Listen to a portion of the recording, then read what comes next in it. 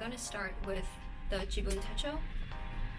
I found the Jibun Techo from through a YouTuber called Hello Alice, and because she has been using it so well for functionality and aesthetic, I decided to buy this, and I have it in a leather cover from Coal Creek leather, and it's so nice because it's specifically designed for this planner, so the size is actually perfect. Let's get into how I use this planner. So at the first pages of the planner, they have a yearly goal thing that helps you like track what goals you have for your work, your learning, your finance, your health and stuff. And I just have some goals in here. One of the goals of the year I've set for myself is that I want to read one book per week, which I have been doing. And I wanted to go on at least one family trip and at least one trip with my best friend. Okay, so after that, they also have a lot of lists that you can fill out and title yourself. I've been tracking the list of books I've been reading and some movies I've been watching, and I've also been writing reviews of them. And I also have a list of milestones of followers on Instagram and subscribers on YouTube. So next is the monthly pages, which I used to write down the monthly bills I have to pay for, like the monthly subscriptions for Spotify and stuff. And I also used to use this page to track habits, but now I use an app for that, so I don't do that anymore. But regardless, it's a very functional, useful page. So after that, they have the weekly pages, which starts at late November, but I started using this planner at late December. So this is the first week that I used this planner, which looks kind of nice, but I was still experimenting with how I was gonna do the layout. As you can see, I put the highlighter like not on this line, so it's kind of a waste of space, so I moved that later.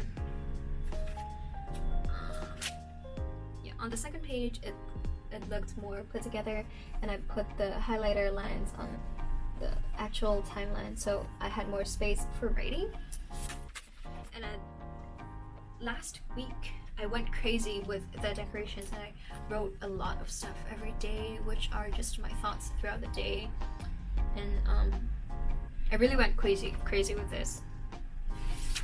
So, and then this is this week, which I have some flags for unconfirmed appointments, but it's confirmed now, but I just don't want to waste this flag, so I'm gonna keep it there. So now I'm gonna walk you through how I use this. So on the leftmost column, I have some income tracking things, because I use PayPal and Stripe to collect payment for commissions and products, and some of I have to keep track of the payouts because they take some time to arrive to my bank, so I have to like keep track of when they arrive or whether they arrived or not. So I have those there, and I also sometimes put some delivery stuff that I want to keep track of, whether I receive them or not. So on top of each day, they have some weather stuff that I sometimes use if I remember to track the weather. I use some of the space to track to-dos. And then every day I also write down the daily quotes from my horoscope app, which is fun. One of the quotes is, "You hate and fear what you don't understand." And also, oh my god, I've been roasted by this app once. Like, I wore sweatpants to the studio, and the app told me to dress up. So, okay. Anyway, I use 3 highlighters to track where I've been and what I've been doing.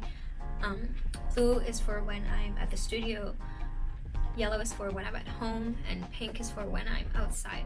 And they're not specific to whether I worked because I write that down. So the events and what I did, I write down in capital letters.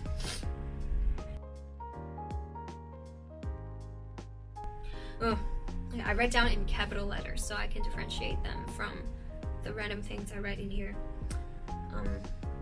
So I also write very random things in here just to keep myself sane. One thing I wrote in here is when I was waiting for my delivery on Friday, and I said, "Want to bet if the delivery would arrive today?" My guess is no.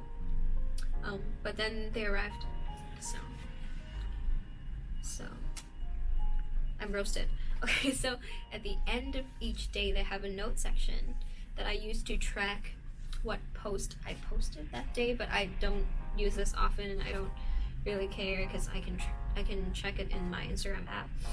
And at the very end, they have a mood tracker and some space next to it, and I use that space to track what I ate in the day. And last week I ate breakfast for none of the days, so I am very unhealthy.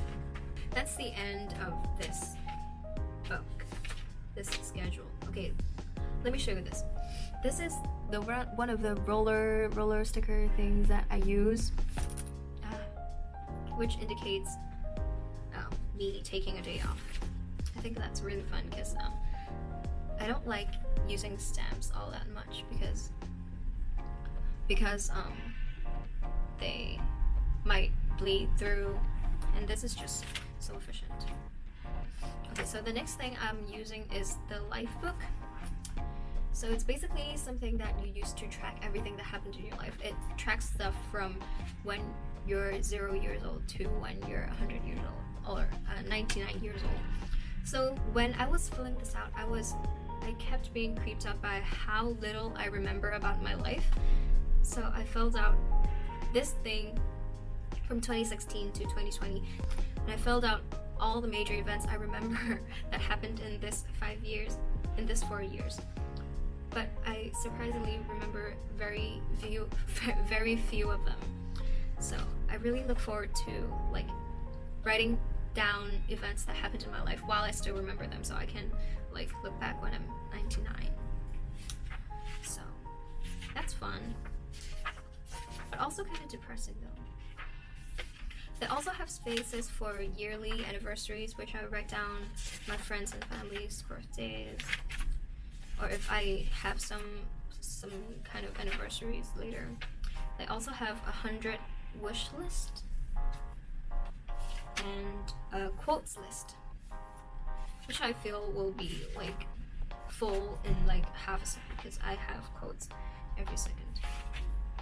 And they have a lot more pages that I don't use, like the family tree, emergency contact list, password hint list, financial management. I don't care.